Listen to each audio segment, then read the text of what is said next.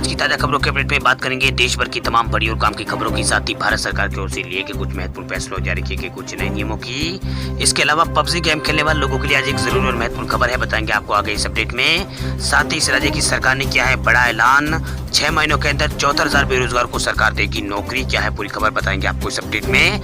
साथ ही यहाँ पर कोरोना वैक्सीन लगवाने वाले लोगों के लिए स्वास्थ्य मंत्रालय ने जारी की है नई गाइडलाइन। क्या है गाइडलाइन बताएंगे आपको आगे इस अपडेट में। साथ ही व्हाट्सएप चैनल वाले लोगों के लिए आज एक जरूरी और महत्वपूर्ण खबर है, बताएंगे आपको आगे इस अपडेट में। साथ ही यहाँ पर रिलायंस जियो के ग्राहकों के लिए बड़ी खुशखबरी है, अब रिलायंस जियो के यूजर्स ले सकेंगे इमरजेंसी 5 GB डेटा लोन।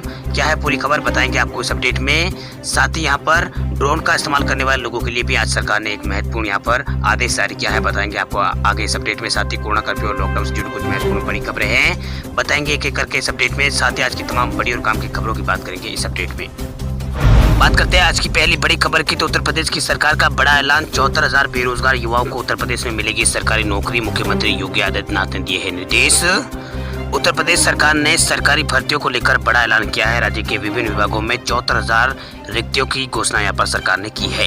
वहीं मुख्यमंत्री योगी आदित्यनाथ ने उत्तर प्रदेश अधीनस्थ सेवा आयोग, यूपी उच्च शिक्षा सेवा आयोग और उत्तर प्रदेश माध्यमिक शिक्षा सेवा चयन आयोग के तहत रिक्त पदों पर भर्ती प्रक्रिया को शुरू करने के निर्देश यहाँ पर दे दिए हैं। इन भर्तियों को जो ये भर्तियां है उन निकायों के अध्यक्षों के साथ बैठक के दौरान सीएम योगी ने अलग अलग विभागों में इतनी बड़ी भर्ती और उसके आयोजन पर जरूरी चर्चा यहाँ पर की। वही मीटिंग में काफी विचार विमर्श के बाद राज्य में 74,000 सरकारी भर्ती आयोजित की जाने के दिशा निर्देश यहाँ पर दिए गए हैं। वही यूपी अधीनस्थ सेवा आयोग के तहत 30,000 से अधिक पद, यूपी उच्च शिक्षा सेवा आयोग के तहत 17,000 और यूपी माध्यमिक शिक्षा सेवा चयन बोर्ड के 27,000 पद खाली पड़े हैं, जिन्हें अभ्यास के माध्यम से भरा जाना है। वही इस भर्ती की घोषणा मुख्यमंत्री योगी आदित्यनाथ ने की है। वही उत्तर प्रदेश के मुख्यमंत्री योगी आदित्यनाथ ने आगे कहा है कि भर्ती प्रक्रिया जल्द यहाँ पर शुरू होगी। वही उत्तर प्रदेश अधीनस्थ सेवा आयोग की प्रारंभिक परीक्षा सहित विभिन्न अन्य परीक्षाओं की तिथियां जल्द ही यहाँ पर तय की जाएगी। सीएम ने विभिन्न पदों पर नियुक्ति के लिए 5,805 युवाओं को ज्वाइनिंग लेटर भी यहाँ पर जारी किए। चलिए बात करते हैं अगली खबर की, तो केंद्रीय कर्मचारियों के लिए काम की खबर, सरकार ने की है डीए समेत ये 5 बड़ी घोषणाएं। केंद्रीय कर्मचारियों और केंद्र सरकार के पेंशन भोगियों को राहत देने के लिए केंद्र सरकार की तरफ से कई घोषणाएं की गई है, जिससे करीब 52 लाख केंद्रीय कर्मचारी और 60 लाख से अधिक पेंशन भोगियों को फायदा होगा। इन घोषणाओं में महंगाई भत्ता यानी डीए और महंगाई राहत यानी डीआर से जुड़ी कई सुविधाएं शामिल है। वही डी और डीआर को लेकर बड़ी घोषणा की गई है। केंद्रीय वित्त राज्य मंत्री ने राज्यसभा में कहा था कि जुलाई के 7वें वित्त आयोग के अनुसार डीए और डीआर केंद्रीय कर्मचारियों को मिलना शुरू हो जाएगा। हालांकि सरकार की तरफ से इसको लेकर कोई नई घोषणाएं नहीं हुई है। वही नेशनल काउंसिल ऑफ जेसीएम ने दावा किया है कि सितंबर महीने के वेतन में डीए और डीआर मिल सकता है। वही दूसरी बड़ी घोषणा की गई है हाउस बिल्डिंग एडवांस के बारे में की गई है। सरकार की तरफ से हाउस बिल्डिंग एडवांस यानी एचबीए को लेकर नई गाइडलाइन जारी की गई है। जुलाई 2020 में केंद्रीय कर्मचारियों को एचबीए ब्याज दर 7.9% कर दिया गया था। ये दर 31 मई 2022 तक लागू रहेगी। इसके अलावा टीए को लेकर भी बड़ा फैसला हुआ है। रिटायर हुए कर्मचारियों को अब 180 दिनों में अपना टीए का वितरण जमा कराना होगा। पहले ये समय सीमा जो 60 दिन की थी, अब इसे यहाँ पर 180 दिन कर दिया गया है। इसके अलावा ईमेल, व्हाट्सएप और एसएमएस के जरिए पेंशन भोगियों को पेंशन की स्लिप मिल सकेगी। केंद्र सरकार ने इसको लेकर भी एक बड़ा फैसला किया। ये जो नया नियम है 1 जुलाई से लागू हो चुका है। इसके अलावा पेंशन को लेकर राहत यहाँ पर सरकार की ओर से दी गई है। सरकार ने पारिवारिक पेंशन के नए नियमों के अनुसार मृत्यु प्रमाण पत्र मिलते ही पेंशन की सुविधाएं शुरू कर दी जाएगी। बाद की औपचारिकता को बाद में पूरी किया जा सकेगा। ये सरकार की ओर से 5 बड़ी घोषणा यहाँ पर की गई है। चलिए बात करते हैं अगली खबर की, तो रिलायंस जियो के ग्राहकों के लिए बड़ी खुशखबरी, यूजर्स ले सकेंगे इमरजेंसी डेटा लोन। रिलायंस जियो के ग्राहकों के लिए खुशखबरी निकलकर सामने आ रही है। अब जियो के prepaid user daily data limit खत्म होने के बाद कंपनी से इमरजेंसी डेटा लोन ले सकते हैं।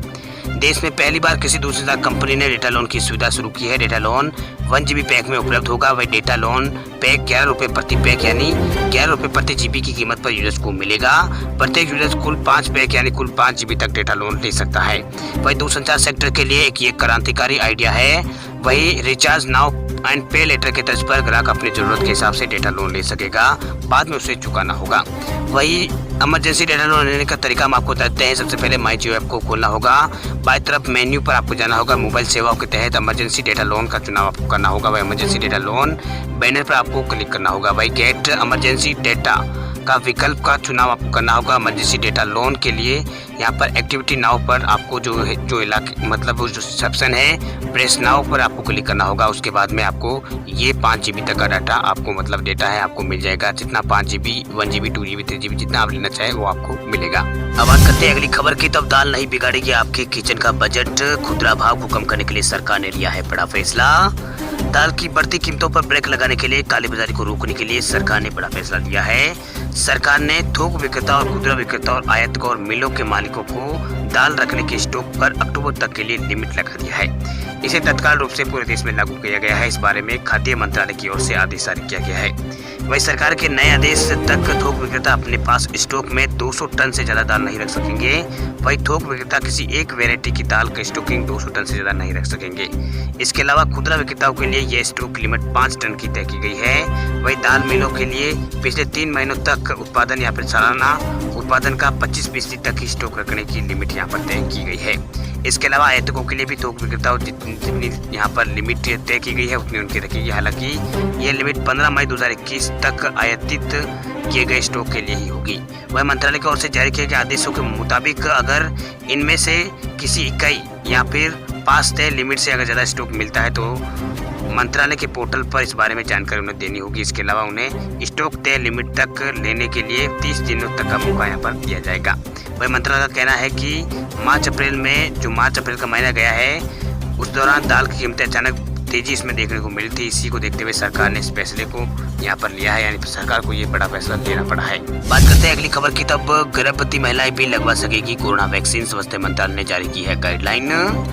अब देश में गर्भवती महिलाएं भी कोरोना वैक्सीन लगवा सकेगी। केंद्रीय स्वास्थ्य मंत्रालय ने national technical advisory group of innovation की सिफारिशों को मंजूर करते हुए ये ऐलान किया है। इसके साथ ही मंत्रालय ने टीके के महत्व और उससे जुड़ी कुछ सावधानियों के बारे में सलाह देने के लिए फ्रंटलाइन वर्कर और वैक्सीन लगाने वालों के लिए एक फैक्ट शीट भी तैयार की है ताकि महिलाएं पूरी जानकारी हासिल होने के बाद टीकाकरण करा सके। इसमें बताया गया है कि 90% से अधिक संक्रमित प्रेग्नेंट महिलाएं घर पर ही ठीक हो जाती है और उन्हें अस्पताल में भर्ती कराने की आवश्यकता नहीं पड़ती है। लेकिन कुछ महिलाओं के स्वास्थ्य में तेजी से गिरावट आ सकती है। इससे भ्रूण भी यहाँ पर प्रभावित हो सकता है। इसलिए ये सलाह दी जाती है कि प्रेग्नेंट महिला को कोविड-19 का टीका लगवाना चाहिए। इससे गर्भावस्था के कारण कोरोना वायरस संक्रमण का खतरा नहीं बढ़ता है। चलिए बात करते हैं अगली खबर की। तो एसबीआई ने अपने करोड़ों ग्राहकों को किया है अलर्ट। आज 2 घंटे तक काम नहीं करेगी बैंक की सर्विस।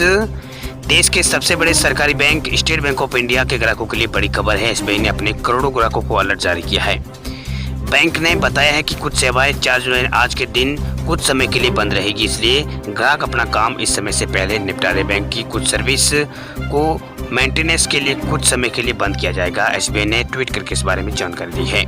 वह एसबीआई ने ट्वीट कर लिखा है कि हम अपने सम्मानित ग्राहकों से अनुरोध करते हैं कि वे हमारे साथ बने रहें। हम बेहतर बैंकिंग अनुभव प्रदान करने के प्रयास करते हैं। इसके लिए बैंक ने 4 जुलाई को 3:25 से 5:50 के बीच इंटरनेट बैंकिंग और येनो लाइट यूपीआई उपलब्ध जो सेवा है वो यहाँ पर उपलब्ध नहीं रहेगी। हम आपको हुई असुविधा के लिए खेद हम चाहते हैं और आपसे अनुरोध करते हैं कि आप हमारे साथ बने रहें। वही ग्राहकों को डिजिटल पेमेंट में कोई लेन देन यहाँ पर जो दिक्कत है वो ना हो, इसके लिए एसबीआई समय समय पर यहाँ पर मेंटेनेंस और अपग्रेडेशन का काम बैंक की ओर से किया जाता है। वही रविवार को भी मेंटेनेंस और अपग्रेडेशन का जो काम है वो चलेगा। इसलिए बैंक ने पहले ही अपने ग्राहकों को इस बारे में बता दिया है ताकि उन्हें दिक्कतों का सामना ना करना पड़े, उस समय रहते वो काम कर सके। अब बात करते हैं अगली खबर की। तो मध्य प्रदेश में डेली नाइट कर्फ्यू में अब और दी है सरकार ने ढील। अब रात 11 बजे से सुबह 6 बजे तक रहेगा नाइट कर्फ्यू। मध्य प्रदेश में रोजाना लगने वाले नाइट कर्फ्यू में थोड़ी और भी सरकार ने ढील दी है। वही नाइट कर्फ्यू 1 घंटे और कम कर दिया गया है।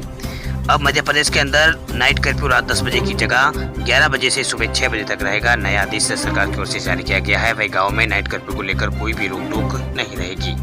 इस समय में यहाँ पर आदेश जारी सरकार की ओर से किया गया है। वही गृह विभाग के मुख्य सचिव की ओर से कोरोना वायरस संक्रमण की रोकथाम और बचाव के लिए नए दिशा निर्देश जारी किए गए हैं। उन्होंने बताया है कि प्रदेश में सभी नगरीय क्षेत्रों में अब रात में लगने वाला कोरोना कर्फ्यू रात 10 बजे के स्थान पर 11 बजे से शुरू होकर सुबह 6 बजे तक रहेगा, यानी कर्फ्यू के समय 1 घंटा यहाँ पर कम कर दिया गया है।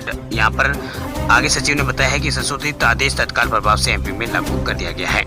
इसके अलावा प्रदेश में कोरोना संक्रमण को काबू में आने से सरकार ने बाजारों को अनलॉक यहाँ पर कर दिया है। बाजार यहाँ पर अनलॉक हो रही है, यहाँ पर बाजार वगैरह सब कुछ अनलॉक हो रहे हैं। वही 1 जून से रियायतें यहाँ पर दी जा रही है। वही 15 जून से सरकार ने नाइट कर्फ्यू की अवधि को घटाकर 10 बजे से सुबह 6 बजे कर दिया था। इसके बाद फिर 1 घंटा इसको कम किया गया है। इसके अलावा सरकार ने सिर्फ शहरी इलाकों में ही नाइट कर्फ्यू लगाया है। ग्रामीण क्षेत्रों में इससे कोई भी यहाँ पर नहीं है। ग्रामीण क्षेत्रों को इस दायरे से बाहर रखा गया है। किसी मतलब गांव में किसी तरह के नाइट कर्फ्यू यहाँ पर नहीं रहेगा, लेकिन कोरोना गाइडलाइन का पालन शहरों के साथ साथ ग्रामीण लोगों को भी करना होगा। चलिए बात करते हैं अगली खबर की। तो एफडी करने वाले लोगों के लिए बड़ी खबर, आरबीआई ने बदला है एफडी से जुड़ा ये नियम। समय पर नहीं किया ये काम तो मिलेगा कम ब्याज। अगर आपने भी एफडी करवाया है तो आपके लिए जरूरी खबर है। दरियाल भारतीय रिजर्व बैंक ने फिक्स डिपॉजिट के नियमों में कुछ बदलाव किया है, जिसके तहत अब मैच्योरिटी की डेट पूरी होने के बाद भी अगर आपने इस राशि पर क्लेम नहीं किया तो आपको इस पर कम ब्याज मिलेगा।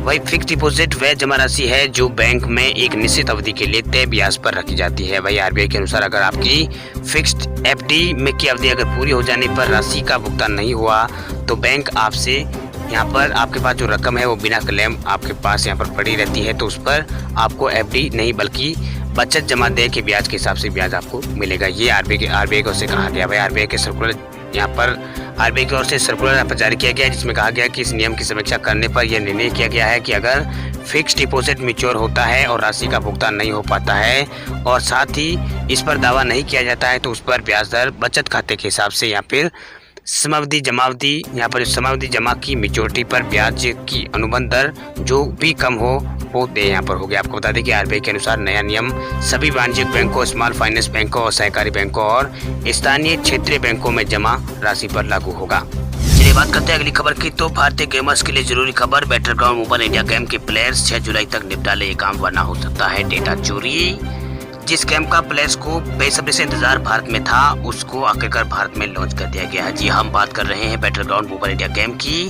अब प्लेयर्स से गूगल प्ले स्टोर से डाउनलोड कर खेल सकते हैं, लेकिन गेम को डाउनलोड करने से पहले कुछ बातों का ध्यान आपको रखना होगा। गेम को देश में लॉन्च करने के बाद कंपनी ने एक जरूरी सूचना यहाँ पर सबके लिए जारी की है। ये सूचना यहाँ पर डाटा ट्रांसफर को लेकर है। कंपनी ने कहा है कि पबजी के यूजर्स बैटलग्राउंड मोबाइल इंडिया में 6 जुलाई के बाद कोई भी डाटा यहाँ पर ट्रांसफर नहीं कर पाएंगे। वही डेवलपर के मुताबिक गेम में कुछ मेंटेनेंस की जरूरत है, इसलिए गेमर 6 जुलाई से अपना यहाँ पर डेटा को पबजी मोबाइल से बैटलग्राउंड मोबाइल इंडिया में ट्रांसफर नहीं कर पाएंगे। वही बैटलग्राउंड मोबाइल इंडिया को इंस्टॉल करने के लिए गूगल प्ले स्टोर पर आपको जाना होगा। वहाँ सर्च रिजल्ट में आपको BGMI मिल जाएगा, यानी बैटलग्राउंड मोबाइल इंडिया गेम मिल जाएगा। वही जिन लोगों ने इस गेम पर अर्ली वर्जन को इंस्टॉल कर रखा है उन्हें इसे प्ले स्टोर पर जाकर अपडेट करना होगा। आप चाहे तो अभी इसके बीटा वर्जन पर भी रह सकते हैं। इसे डाउनलोड करने के लिए आपके पास अच्छा इंटरनेट कनेक्शन होना चाहिए। कंपनी ने कहा है कि इंडिया का बैटलग्राउंड गिफ्ट का 1 मिलियन और 5 मिलियन डाउनलोड रिवॉर्ड्स को 19 अगस्त तक के लिए बढ़ा दिया गया है। देश में पहले पबजी मोबाइल के यहाँ पर गेम हुआ करता था, लेकिन अब क्रॉपटॉन ने इसे बदलाव के साथ भारत में पेश किया। ऐसे बैटलग्राउंड मोबाइल इंडिया के नाम से लॉन्च किया गया है। इसमें लगभग वही गेम प्ले, मैप्स, व्हीकल और हथियार जैसे फीचर मिलेंगे जो पबजी मोबाइल में मौजूदा जो पबजी गेम था पहले उसके अंदर थे।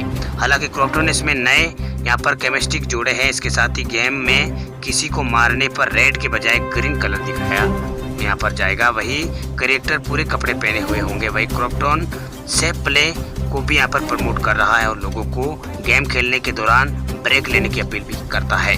वही मैप्स की बात करें तो गेम डेवलपर ने किसी स्पेशल नाम का खुलासा नहीं किया। हालांकि ऐसे कई ट्रेजर है जो कम से कम 3 सबसे लोकप्रिय मैप्स की पृष्ठभूमि यहाँ पर दिखाते हैं, जिनमें एरगल, सैनहाक और मीरमार ये गेम जो मैप से शामिल है। वे गूगल प्ले स्टोर पर गेम के यहाँ पर डिस्क्रिप्शन पेज में दावा है कि वो वर्चुअल सेटिंग पर विभिन्न इलाकों से अलग अलग मैप्स इसके अंदर होंगे। ये बात यहाँ पर कही गई है। चलिए बात करते हैं अगली खबर की। तो ड्रोन का इस्तेमाल अब नहीं होगा आसान, हमले के बाद सरकार बना रही है नए नियम। बीते 27 जून को जम्मू के वायुसेना स्टेशन पर हुए ड्रोन हमले के बाद नागरिक उड्डयन मंत्रालय भारत में ड्रोन के उपयोग को नियंत्रण करने के लिए नए नियम तैयार करने की प्रक्रिया में है। वही सार्वजनिक परामर्श के लिए नियमों का नया सेट 15 अगस्त के आसपास प्रकाशित होने की उम्मीद है। वही नागरिक उड्डयन मंत्रालय के सूत्रों के मुताबिक ये नियम मौजूदा मानव रहित विमानन प्रणाली नियमों को अपडेट कर यहाँ पर तैयार किया जा रहा है, जिन्हें इस साल की शुरुआत में ड्रोन के उपयोग को रेगुलेटर करने के लिए जारी किया गया था। वह रिपोर्ट के अनुसार नए नियमों में made in India anti drone समाधानों का पता लगाने की उम्मीद है। ये 27 जून को जम्मू कश्मीर के विस्फोट को अंजाम देने वाले और बाद के क्षेत्र में यहाँ पर देखे गए ड्रोन से पता लगाएंगे कि प्रभावी ढंग से उन्हें बेअसर कर देंगे। वह ये संशोधित नियम प्रधानमंत्री नरेंद्र मोदी के सामने पेश किए गए थे जब उन्होंने 29 जून को रक्षा मंत्री राजनाथ सिंह और गृह मंत्री अमित शाह और नागरिक उड्डयन मंत्री हरदीप पुरी से अपने आवास पे उन्होंने मुलाकात की थी और जम्मू में स्थित सामान्य सुरक्षा की तैयारियों का जायजा लिया। सूत्रों के मुताबिक नए नियम कमोबेश तैयार है, लेकिन अभी कुछ काम होना बाकी है। नए नियमों के प्रकाशन की अनुमानित समय सीमा 15 अगस्त है। 27 जून को जम्मू के यहाँ पर वायुसेना स्टेशन पर 2 यहाँ पर IIT बम गिराने के लिए कम उड़ाने वाले ड्रोन का इस्तेमाल यहाँ पर किया गया था। ये संभावित देश के किसी रक्षा प्रतिष्ठान पर पहला ड्रोन हमला था।